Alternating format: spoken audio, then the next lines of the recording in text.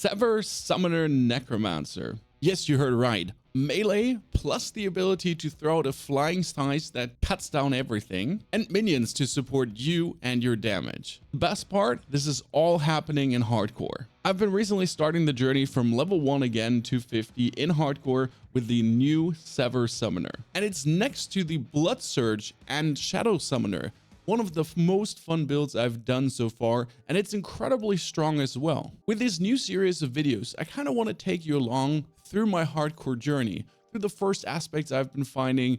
How do you level fast from 1 to 50? Did I meet the Butcher? How was the capstone dungeon in hardcore? I almost... rough.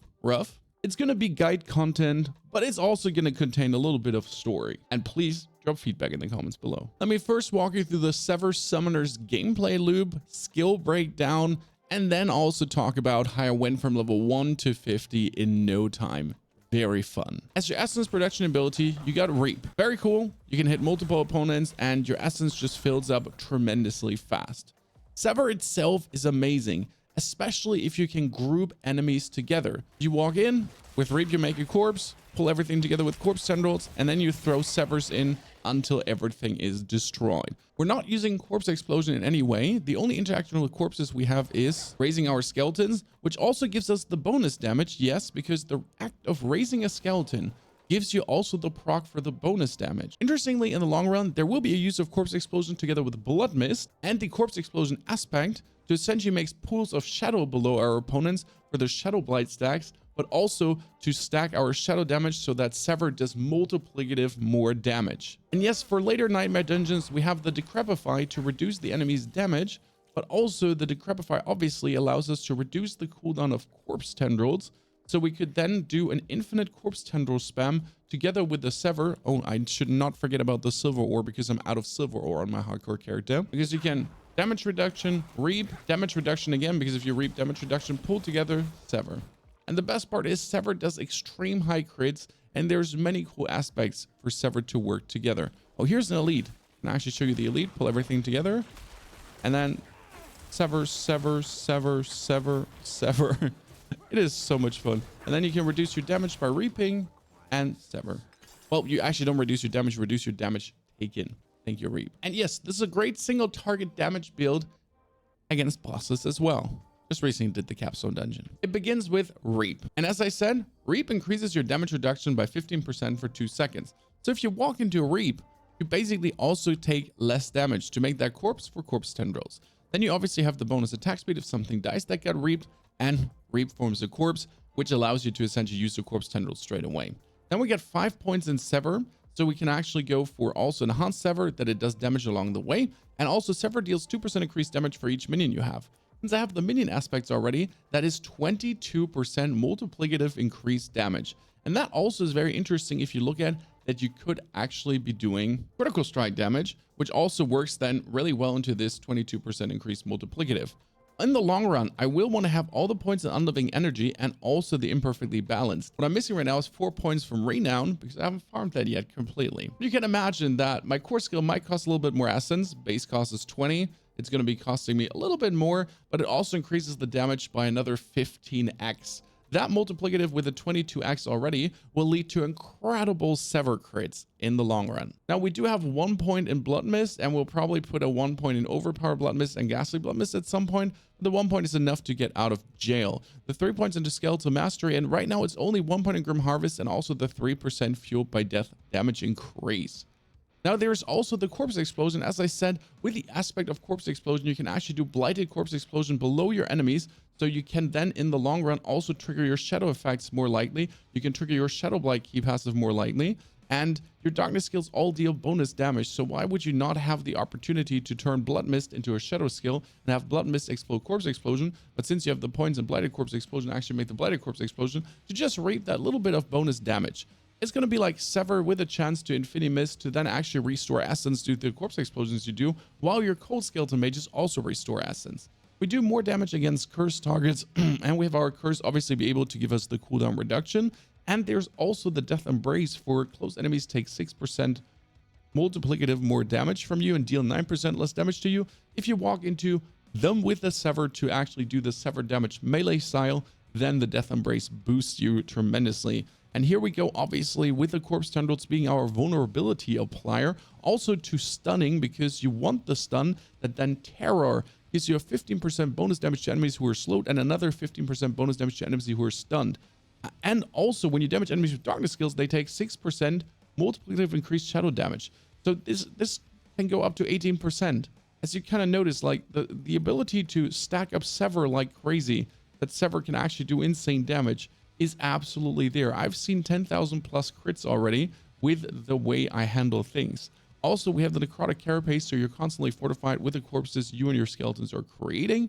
And then to boost my skeletons, we obviously have 3 points in Inspiring Leader for the higher attack speed and 3 points in Death Defense, and then no point in Bonded Essence because it's not worth it. The heal is enough. Plus, last but not least, Shadow Blind. The Book of the Dead actually having the Reapers for the corpses and the Skeletal Mages making us Essence, so we never run dry of that. And worst case scenario, if you run dry, you have the Corpse Tendrils into one Reap, into a double Sever, and everything just falls apart. Especially if you're lucky enough and pick up an aspect of the Grasping Veins, which is absolutely insane. But for the aspects and the skills, you can also look into the D4 build link in the description below, because now let's talk about how to do 1 to 50 extremely fast. And that has been an interesting learning experience for season 1. I did skip the campaign, which I kind of regret because I do want to have Mother's Embrace on my character. By skipping the campaign, you instantly get your mount, and you also from the very beginning on get the Tree of Whispers. And that is amazing and also the most fun way to level up.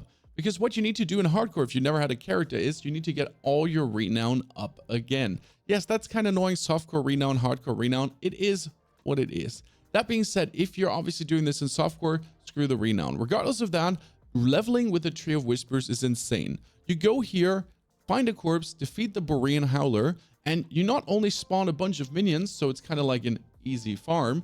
No, on top of that, you get XP for finishing this little quest. Same goes here. You want to clear the Gambler's Hideout to get 1 Grim Favor. Fantastic. Bonus XP for actually doing that, plus your favor points. Then you're going to go into a dungeon. And the best part is you need to farm the aspects on your hardcore character anyways. And you need to do dungeons for renown. Why would you not also get 5 more Grim Favors while doing so? Especially the bonus XP of the Grim Favors feels like you did a nightmare dungeon, and that bonus XP gets significant. Also, as you're doing the event Kul Sokrova Pass, and on top of that the Borean Howler and the Gambler's Hideout, you will gather 100 shards for the Harvest event that you can then also do. So these actually go hand in hand to get you 5 free points, and then get another 5 here. Go to the Tree of Whispers, and the amount of rewards you're getting is absolutely insane.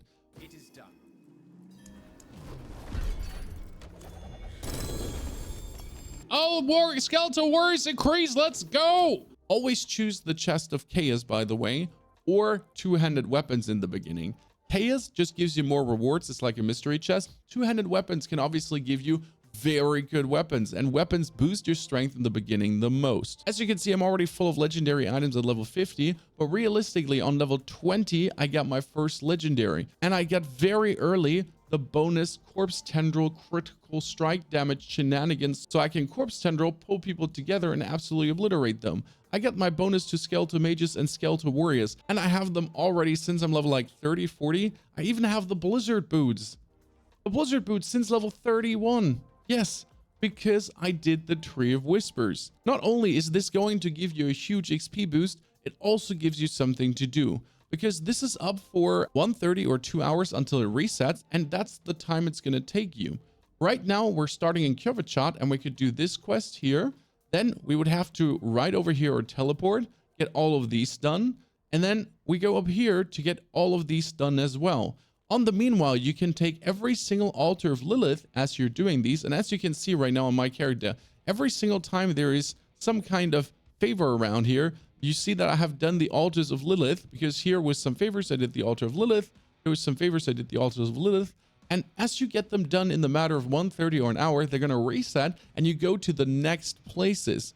So not only is this going to make you gradually discover the map, unlock everything, and get your renown gradually farmed up. Interesting thought though is, as you can see, I don't have every single waypoint unlocked. Do you know how I unlocked this waypoint recently?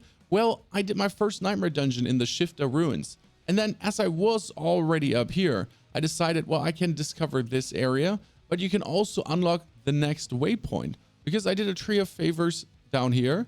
And then I did obviously the waypoint. So now I can just choose my nightmare sigils. This is, for example, an Onyx Hold. This is a Crusaders Cathedral. And as I get teleported to the Crusaders Cathedral, I can obviously unlock the waypoint next to the Crusaders Cathedral without having to actually ever ride there. Very nice for after level 50. As a bonus tip, while leveling up to 50, I almost upgraded every single weapon to +2 or +3. It does cost you a little bit of material, but it does higher your damage nicely and allows you to stay ahead of the curve. Because one problem you have, every time you level up, the minions level up as well. That's how the game works. But the minions obviously get stronger than you get stronger because you get items to kind of keep up with the leveling curve. By upgrading your weapon, you kind of skip that problem to a little bit. So you find a very good weapon that exceeds your damage right now, even if you're level 10, give it 2 upgrade tabs. Because then in the next 5 levels, until you find another one, give it 2 upgrade tabs. But you're always going to be ahead of the minion life curve to make you that little bit stronger. I mean, my equipment was upgraded to +3 all the way as I was doing the capstone dungeon because the curator is quite something. Now, I hope you like this new style of video, trying to go a little bit along of my hardcore journey together with you. Going to be going down on the intricacies and things I learned on the way, introducing a little bit hardcore storytelling, play along, talk along, I guess, but also giving you valuable information on the way to increase your own play, to make your own play more fun, to maybe give you the one or the other secret you didn't know. Please feedback in the comments below how you did like this. And also, no worry, the Sever Summoner will be rolled out with a full Paragon board and everything. We'll improve this constantly because I would like to take this hardcore character obviously to level 100. That being said, if you're more interested in our Blood Surge build or want to discuss why Necromancer is a joke, watch these 2 videos.